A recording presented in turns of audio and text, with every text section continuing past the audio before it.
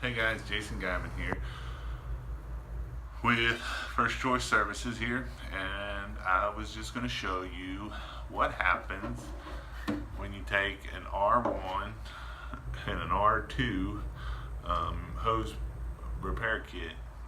It blows out. So what I was going to show you in this video is I assumed and I thought that this was an R2 hose. And I forgot it wasn't, and that's how I found out it wasn't.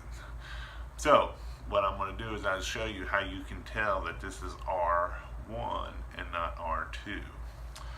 So on this hose, it has a number on it. Sometimes it'll actually say R2, sometimes it doesn't. This one here says right here, I don't know if I can get it in camera, it says 4001.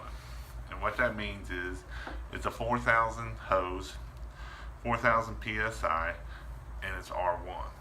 That's the other reason why you know that it's R1 is it says on here that it's rated for 4,000 PSI. 4,000 PSI means it's R1, not R2.